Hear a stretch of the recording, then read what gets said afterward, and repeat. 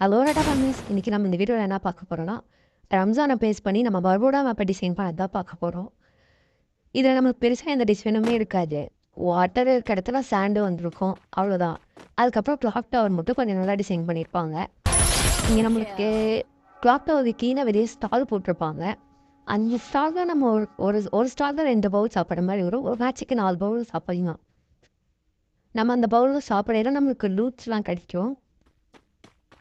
அதுக்கப்புறம் மேலே வந்து பார்த்தா இந்த மாதிரி தான் டிசைன் இருக்கும். ஃப்ளோர்லாம் நல்லா ரெடி பண்ணியிருப்பாங்க.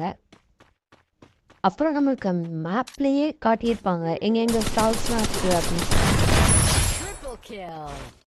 நம்மளுக்கு அந்த ஸ்டால் வந்து ஓப்பன் பண்ணும்போது ஒரு பெருசான மாதிரி கேட்கும். அதை ஃபஸ்ட்டு ஸ்டாலில் சாப்பிடும்போது நோட் பண்ணியிருந்தீங்கன்னா தெரிஞ்சிருக்கும்.